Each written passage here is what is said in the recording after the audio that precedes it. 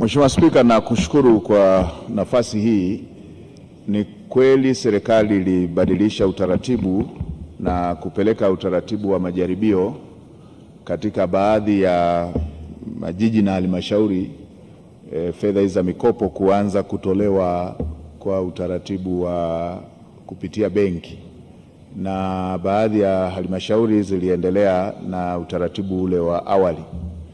Sababu kubwa ya kufanya hivyo ilikuwa ni kupeleka utaratibu huu kwa maafisa wanaoshughulika na masuala ya mikopo, hasa kudhibiti tatizo lililokuwa linajitokeza la vikundi hewa, la watu wanakaa kwenye halmashauri pale, wanatengeneza vikundi, wanatengeneza syndicate kutoka baadhi ya watumishi wa ndani ya halmashauri na wale wanaopokea fedha hizo.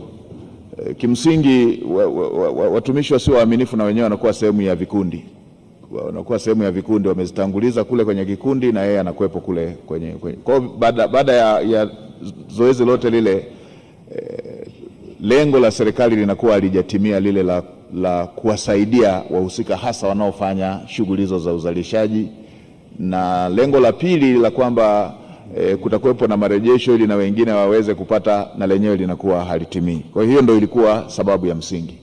Sasa baada ya kupeleka kwa majaribio kwenye maeneo haya ya mabenki, nimesikia Mheshimiwa Mbunge ulichokisema, na nilipata fursa ya kukaa na wafanyabiashara hizi ndogo ndogo, wamachinga, nilikaa na bodaboda, nilikaa na bajaji, nilikaa na mamalishe.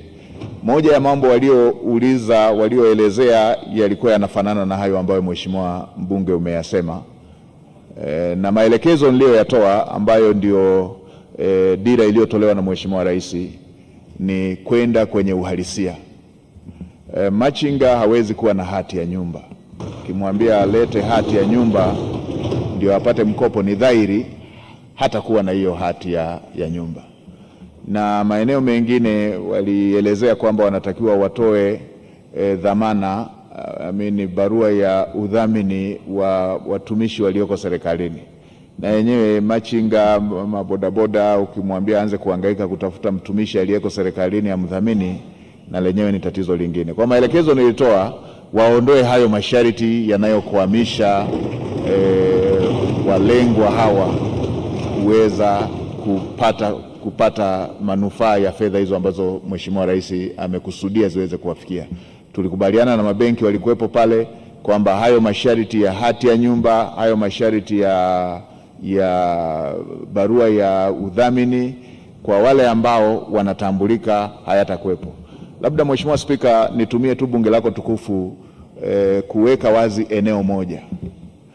Kwa yule ambaye hana kitambulisho cha taifa ndiye anayetakiwa utambuzi.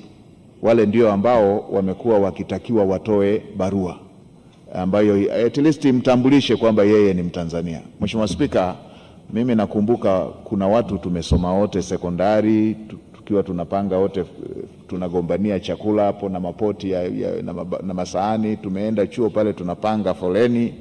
Baada ya miaka kadhaa tumeona wanashika nafasi katika nchi za jirani kule, wamesoma kwa kodi za Watanzania, wameziba nafasi za Watanzania. Kwa hata huku kwenye mikopo na kwenyewe, waheshimiwa wabunge, niwaombe mridhie utaratibu wa kupekua kwamba apate Mtanzania wenyewe ule uendelee. Lakini kwa wale ambao wana vitambulisho vya taifa hawataulizwa hati wala hawataulizwa barua ya mtumishi yeyote anayetoka serikalini. Na Mheshimiwa Rais Daktari Samia Suluhu Hassan anamaanisha kwenye jambo hili la kuwawezesha vijana wa Kitanzania, wanawake wa Tanzania